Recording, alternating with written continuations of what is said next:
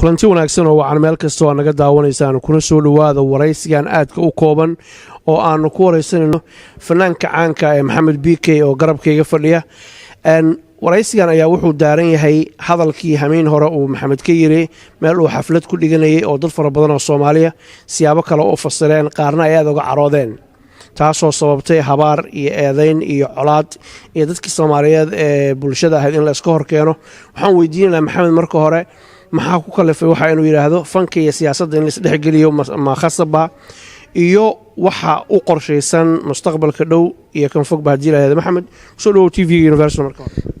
عبد الحفيظ aad baad u mahadsan tahay Allah ku casmo ummadda Soomaaliyeed meel kasta joogaan inay daawanayana aad baan u salaamaya waxaan cod dheer tacsi ugu diraya inna lillahi wa inna ilayhi raaji'uun dadkii naftooda ku waayay qarax ilaahay dhibtahay naga kor qaado tacsida horta waan diraya mar labaadka si xun wuxuu sheeg sixir wuu ka daran yahay dab munaafaqshiday muumin baa ku gubta anigu hadal wanaagsan oo tacsiye baan diray dabadna dad ba ka faa'iideysto xagga kale ka rogay waxaan taageerayaashayda iyo ummadayda Soomaaliyeed meel kastay joogaan ummadayda Soomaaliyeed meel kastay joogaan waan idin jeclahay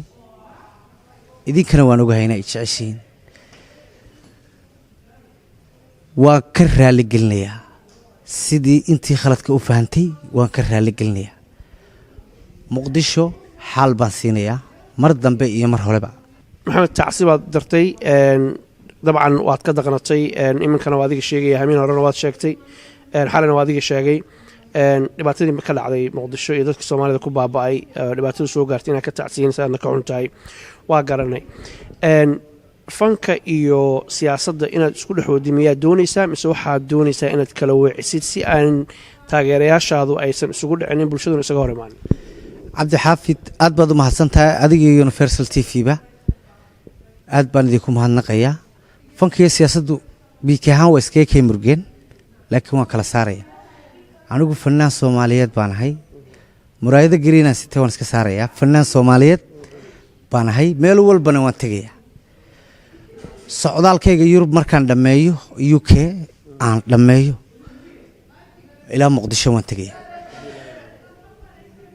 labadayda shaway ugu horeeyana waxaan ku caawinayaa dadkii ku waxyeeloobay Muqdisho qoysaskoodii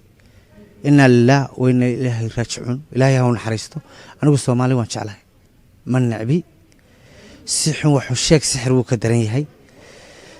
qof baad keligii dadkaba adigu daacadaad u tahay inta u dadaalaysa daryeelkiisa iyo naftiyo sidoo u dulmari lahaa daadii u dhaafin lahayd hawliga ugu daashay ficil inta isaguna dil iyo xarkiya dabin laabayo ku maqan dibidlaabyada marka fanaanku qof markuu caan noqdo dhibaato ma waayo YouTuber sidaa wax xagan ay helaysaa beel si journal wax si khaldan loo gelinayaa arkaysaa laakiin qof la hadalaya waa qofkii jira in badan baan habaariyo wax arkay social media ma isticmaalo laakiin uurka iiga duceeya oo habaarkii duco iigu bedela